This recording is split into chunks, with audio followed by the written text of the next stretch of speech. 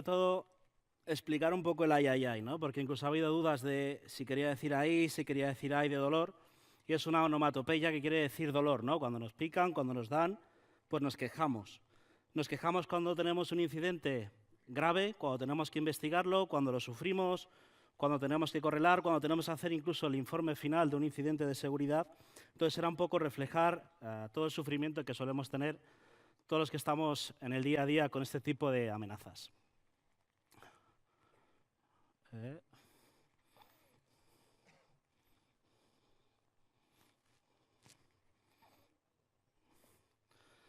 Bueno, vamos a contar realmente una historia a petición, esto es un famoso disclaimer de una serie americana que algunos conoceréis.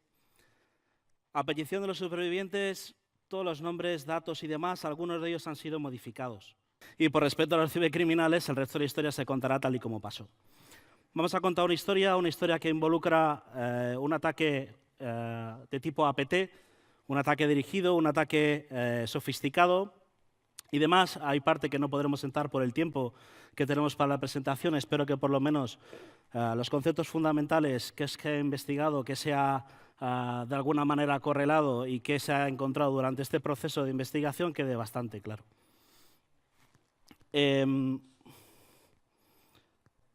Uno de los puntos fundamentales, y no lo cuentan en ningún libro, no lo cuentan en ningún lado, respecto a un incidente, y más cuando hay un ataque de tipo APT o una pieza de malware de tipo APT, es que sucede los fines de semana.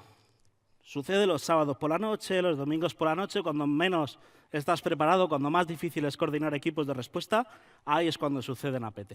No sé por qué, pero de lunes a jueves no hay nada. No hay incidentes, no pasa nada hasta que llega el viernes por la noche, sábado por la noche.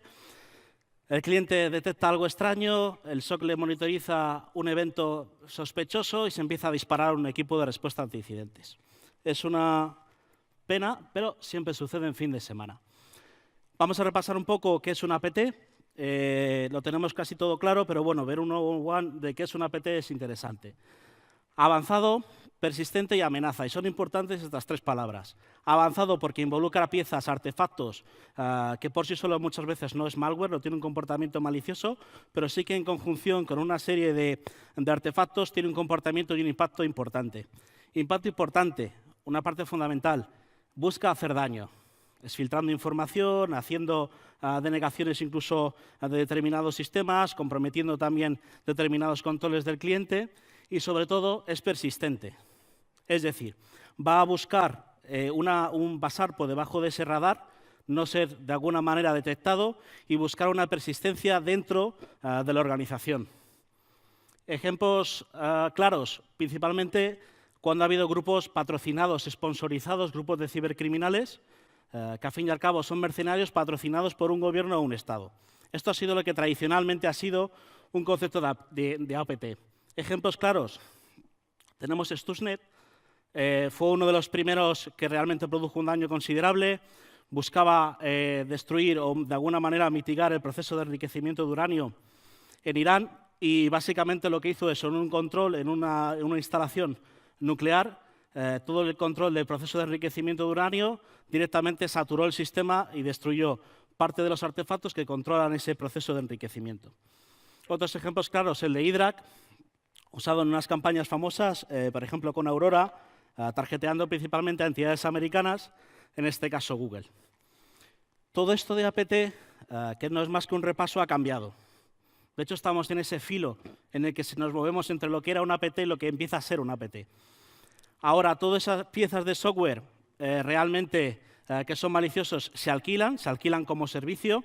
En el mercado de la Deep Web llevan años alquilándose determinados artefactos, determinadas piezas, y ya no empieza a ser algo tan exclusivo, tan código de que de alguna manera es muy underground. Ya puede casi cualquier persona, y ahora lo veremos, poder comprarlo, alquilarlo como un servicio. No solamente eso, sino que eso provoca también que pasemos de un concepto de una cocina de autor, de alguna manera, a un fast food. Lo quiero rápido, lo quiero ya, quiero un rédito inmediato, alquilo ese servicio, compro determinado artefacto, determinada pieza de software y empiezo realmente a obtener un rédito económico como el cibercriminal. No solamente eso, sino que también determinados leaks que ha habido con el tema de Shadow Brokers, con Vault 7 y demás, han provocado que todos esos artefactos que no se conocían, determinadas piezas de software, todo el mundo pueda acceder a ellas. Todo el mundo con determinados conocimientos, que sepa explotarlas, lógicamente, pero pueda acceder a ellas. Ya no es algo tan exclusivo. Por lo tanto, cuando nosotros antes analizábamos una APT y ese APT tenía un determinado comportamiento, éramos capaces de relacionar, hacer un profiling de todos los usuarios o grupos cibercriminales, mejor dicho, que estaban detrás de esa APT en base al software, en base a la codificación, en base a un desensamblado, en base a un reversing de un artefacto. Éramos capaces de hacer un profiling de qué grupo cibercriminal estaba detrás y en base a eso podíamos también saber qué objetivo, ¿vale?, tenían. Ahora, como eso se ha masificado, es posible comprarlo fuera y realmente es algo bastante rápido y bastante sencillo, entre comillas, de hacer. Los profilings se complican. Cuando estás en medio de un incidente, no solamente es mitigar el incidente, sino saber el por qué. ¿Por qué narices tienes un incidente con una APT? ¿Qué objetivos tienen? Si es algo masificado, si no lo es. Con lo cual entramos en incidente en sí. Arranca, como os digo, un fin de semana. Desplazamos a un equipo de expertos forenses, reversers de malware, expertos para la gestión y coordinación de incidentes, y nos encontramos con el clásico ejemplo de un correo que no es bloqueado por ninguno de los filtros de anti-spam, llega una factura pretendiendo ser de Amazon con un link a un Word. Esto lo hemos visto ya hace bastantes años ya. ¿Qué cambia?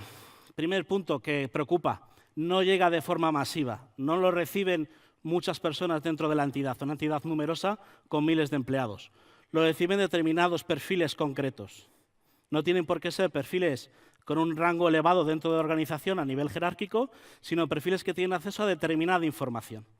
Entonces, no es algo que reciban 300, 400, 1000 personas, sino que reciben a lo mejor 10, 15 personas. Eso ya nos empieza a preocupar, porque no estamos viendo algo masificado. Pensamos ya que puede estar algo con unos objetivos muy claros. Se lanza en paralelo a este evento, se lanza un profiling con el cliente para averiguar qué tipo de información pueden tener acceso y a qué tipo de campañas o objetivos pudiera estar relacionado, que más tarde veremos conclusiones. Y no es más que un link a un fichero Word. Cuando analizamos la cabecera del correo, vemos arriba a la derecha una string en una parte de las cabeceras. Eso es un software para hacer mailings, ¿vale? Se utiliza, no es algo de por sí malicioso. Alexus Mailer se ha usado en infinidad de campañas que han involucrado spam. Te lo puedes bajar desde GitHub, usarlo, permite configurar distintos tipos de correos maliciosos, suplantando distintas entidades, tiene también precargadas distintas plantillas para que puedas usarlo y es lo que han usado para poder distribuir. Realmente tampoco tenía mucho sentido, son pocos usuarios, pero bueno, el sistema de mailing, el software que han usado, es bastante conocido. De hecho, es de los pocos indicadores conocidos que tendremos. ¿Qué es este objeto Word? Este objeto Word realmente es un fichero, te lo bajas, en el momento en que te lo bajas y lo abres, automáticamente se abre dos procesos, uno por detrás que llama un PowerShell. Tiene un objeto OLE dentro del documento, explota una vulnerabilidad que ha sido conocida hace poco. Esa vulnerabilidad explota o hace una llamada, mejor dicho, a un PowerShell que tiene una llamada a otro PowerShell codificado en base 64 con otro PowerShell codificado en base 64, todo anidado, hasta que llega a un binario. Ese binario se ejecuta la memoria del PowerShell y inyecta una DLL en memoria dentro del sistema. Todo esto para el usuario es transparente, porque el usuario en paralelo recibe un decoy, que es la imagen que estáis viendo, con ese mismo documento, para que el usuario no sospeche que ha pasado algo raro, que tiene un comportamiento malicioso cuando ha abierto un adjunto. Este tipo de ataque, este tipo de entrada o vector de infección, es importante por varias cosas. Lo primero es que no ha tocado disco, es fileless. Todo está en memoria del PowerShell. Todos los PowerShell son ejecuciones de distintos binarios, ¿vale? Y cuando se analiza la DLL, pertenece a lo que se llama un beacon de Cobalt Strike, ¿vale? Cobalt Strike es bastante conocido ya. Es un software oficialmente creado para equipos de Red Team, para equipos de respuesta ante incidentes y para simulaciones de adversarios. En esa simulacro Red Team, Blue Team. Es de la parte de Red Team para simular distintos comportamientos. La parte del beacon es como un stage de un interpreter, pero con esteroides, ¿vale? Nos permite hacer determinados tipos de actividades que realmente hacen que su valor valga la pena. Son apenas 3.500 euros anualmente, con lo cual, cuando hablábamos de la posibilidad de tener acceso a determinado código y demás, es bastante fácil. Tienen página web, lo podéis comprar, descargar, incluso tiene versión trial. No necesito ni siquiera para determinadas funciones tener que comprar una licencia entera de un año. Nos permite hacer varias funcionalidades, varias opciones, principalmente tener persistencia. Ese documento Word que hemos visto hace también unas modificaciones en el registro de Windows para ganar persistencia en el caso de que la máquina se reinicie o sea apagada. Nos permite también hacer movimientos laterales y nos permite tener canales encubiertos, ¿vale? Veremos a qué nos supone o qué beneficio nos da como cibercriminales todas estas funciones. La DLL como tal nos permite comunicarnos con un panel de comando y control en el que se intercambian distintos tipos de órdenes y esa DLL nos permite ejecutar distintas acciones concretas. Puedo sacar información sobre el entorno donde estoy, en qué máquina estoy, qué usuarios están, en qué grupo está, qué tipo de comunicaciones tengo y demás. Nos permite también hacer ataques de impersonalización, coger un token de Kerberos de la sesión que tengo ahora. Si tengo un usuario que tiene un permiso de administrador y es un administrador incluso de dominio, pues tengo todavía, ese token todavía tiene más valor. Y me permite ir saltando, moviéndome entre máquinas, pivotando entre máquinas. Permite también inyectarme en procesos que tengo otras máquinas a las que con ese token puedo llegar. Permite también la ejecución remota de software. Puedo también, mediante SMB, moverme y ejecutar distintos tipos de actividades maliciosas, con lo cual tengo todo en una pequeña DLL, ¿vale? Si yo inyecto esto, me muevo lateralmente y sigo infectando distintos tipos de máquinas, pues al final tengo casi control total sobre la organización o sobre todas las partes de sistemas a donde pueda llegar, si incluso la red está deficientemente segmentada. Nosotros estuvimos viendo distintos tipos de movimientos usando para movimientos laterales directamente desde el menú que tienes remoto, puedes ejecutarlos, no es más que un botón, no hay que tener unos conocimientos avanzados, pero sí que vimos también ejecuciones de Mimikatz. De hecho, fue, junto con el indicador que comentaba antes, de lo poco que vimos bastante genérico. Usaron una versión antigua de Mimikatz y eso también disparó una alerta a nuestro SOC de la ejecución de Mimikatz de forma remota para movimientos laterales. Quizás de los pocos fallos que vimos respecto al ataque en sí por parte de los cibercriminales. Total, después de todo esto, serie de incidentes, ha conseguido acceso, tiene más de 35 usuarios infectados, hay 12 máquinas comunicándose con IPs exteriores que parecen esas conexiones maliciosas y acceso a 3 servidores críticos de la empresa. Cuando presentas esto en un comité de crisis, mediante un incidente de seguridad, se dispara este tipo de comité, realmente es un problema, porque el cliente, nuevamente, la primera opción que quiere es mitigar. Mitigar, acabar con la amenaza, limpiarla de la manera en que sea, como sea. Para alguien que está investigando, mitigar no es la primera opción muchas veces. Hay que tener un proceso de mitigación claro, hay que tenerlo de alguna manera orquestado, pero hay que saber el porqué. Estás en un escenario de una APT, el principal objetivo es saber por qué te están atacando, exactamente qué información están buscando, cuánto tiempo llevan ahí y qué narices has exfiltrado fuera. Entonces, muchas veces la mitigación está en paralelo o incluso a veces comparten distintos tipos de procesos con la parte de entender, hacer ese threat hunting dentro de un incidente de seguridad, que es la parte complicada. Hubo que plantearlo al cliente en un comité, decirle, oye, recomendamos encarecidamente continuar con labores de mitigación, pero antes de eso hay que entender cómo funciona. Necesitamos dejarlo activo, tomar nosotros control sobre la situación. Esto, al fin y al cabo, es como una partido de tenis. Tú puedes estar todo el rato devolviendo bolas que te están dando, las devuelves y está muy bien, pero en algún momento tienes que empezar a subir a la red o vas a perder el punto. Entonces, convencer al cliente de que realmente es la parte que necesita es complicado. Confiaron en nosotros, confiaron en poder dejarlo activo y a raíz de eso empezamos a tener más tiempo para investigar. Encontramos Cover Channel, Esta herramienta también permite hacer cover channel, ya veremos qué tipo de cover channel permite hacer. Encontramos cover channel contra Google. Muchas de las máquinas y usuarios tenían por defecto configurado el DNS de Google en vez del suyo corporativo y hacían tráfico normal dentro de su actividad normal antes del incidente contra el DNS de Google, contra 888. Cuando empezamos a analizar el incidente, el tráfico del incidente se mezcla con el que ya generaba la máquina. Analizando en profundidad los paquetes, vemos que el dominio malicioso está contenido dentro de los paquetes. Están usando un canal de comunicación de DNS que normalmente no todos los dispositivos de seguridad hacen un DPI, una inspección del paquete, del contenido del paquete para detectar anomalías.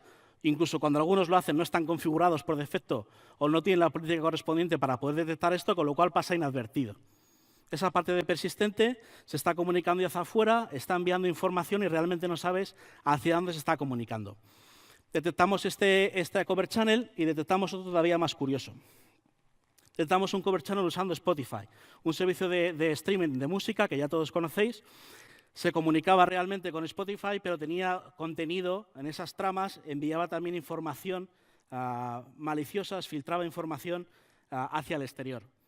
Este tipo de cover channel está incluido dentro de la parte de Cobalt Strike, que es uno de los módulos, maleable C2, hay bastante documentación últimamente, se ha creado bastante para documentar todo lo que puedes llegar a hacer, no necesitas más que crear distintos profiling en la máquina que tienes, en la DLL, en el beacon, y otro profile el exterior para que entiendan qué se están comunicando, qué tipo de comunicación van a pretender ser, ¿vale?